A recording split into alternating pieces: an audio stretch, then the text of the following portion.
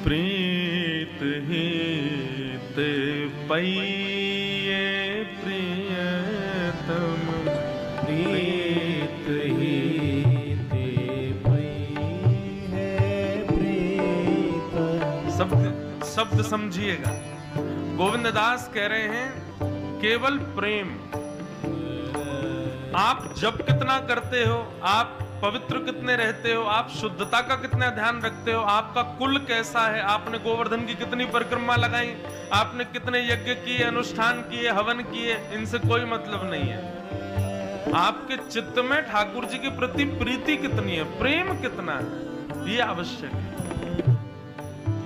बंधुओं,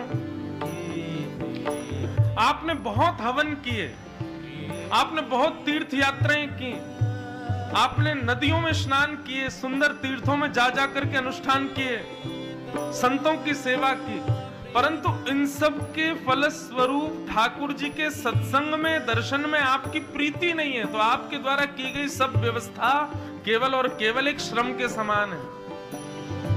लेकिन ठाकुर जी कथा में प्रीति है, वैष्णवों को देख करके मन रूपी मयूर नाचने लगता है, तो समझो आपके द्वारा किए गए यज्ञ, हवन, अनुष्ठान, तीर्थ यात्रा सब स्वीकार कर लिए ठाकुर जी ने।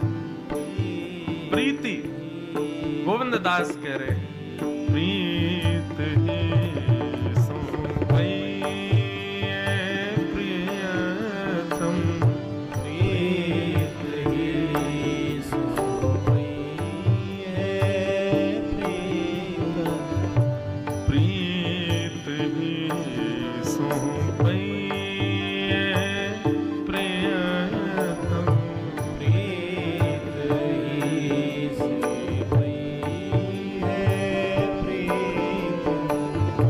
जतपि रूप गुण शील सुधरता,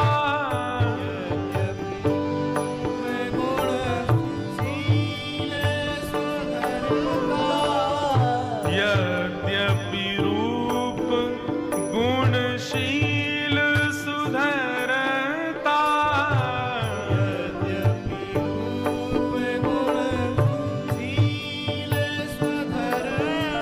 भले ही आप रूपवान हो, भले ही दुनिया भर के गुण आपके अंदर हैं, भले ही कितनी भी शीलता और कितने भी सुधरा हुआ चित्त क्यों ना हो आपका, ठाकुर जी उससे रीझते हैं। इन बातन ना रिझई है, ठाकुर जी इससे नहीं रीझते।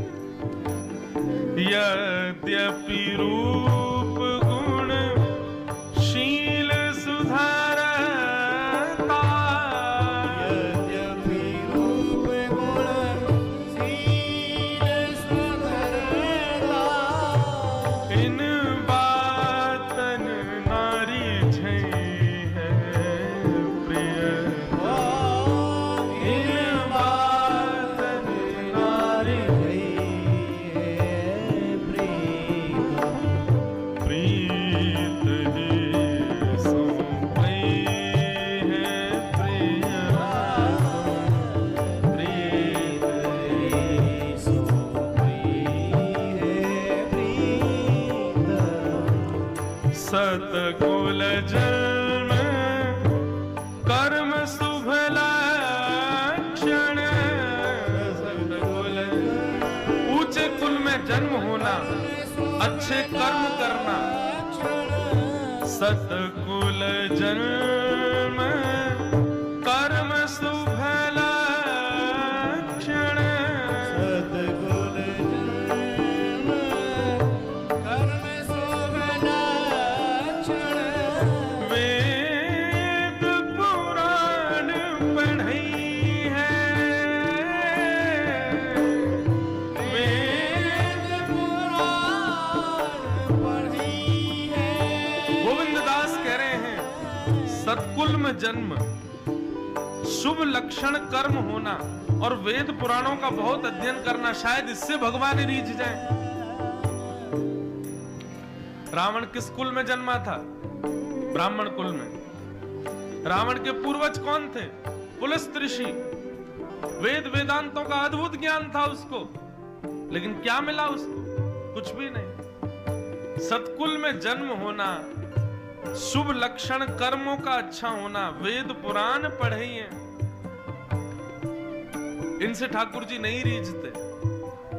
तो बोले फिर रीझेंगे कैसे ठाकुर जी, मानेंगे कैसे? तब गोविंद दास कहते हैं, गोविंद प्रभु स्नेह सुहालो, गोविंद प्रभु स्नेह सुहालो, गोविंद प्रभु स्नेह सुहालो, गोविंद प्रभु स्नेह सुहालो, रसना कहान छे प्रिय,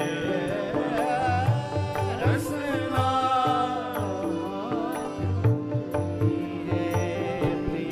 हमारे वृंदावन में रसखान क्या कहते हैं? छचिया भरी छाछ पे नाच नचायो, ताही अहीर की छो हरिया, छचिया भरी छाछ पे नाच। इसका अर्थ क्या है?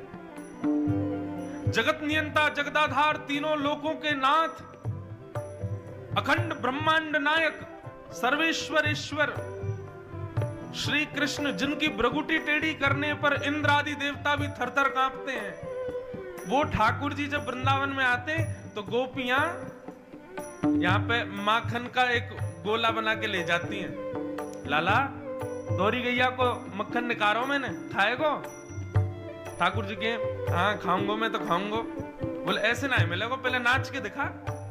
सो ठाकुर जी नन्हे से मक्खन को खाने के लिए त्रिलोकीनाथ उन गोपियों के सामने ठुमुक ठुमुक करके नाचने लग जाते हैं। जरा से माखन को पाने के लिए श्रीमद् भागवत में भीष्म पितामह कहते हैं, कृतमनुकृतवत्य उन्मदान्ध। गोपियां कहती हैं बंदर की तरह करके दिखाओ, ठाकुर जी बंदर बन जाते हैं।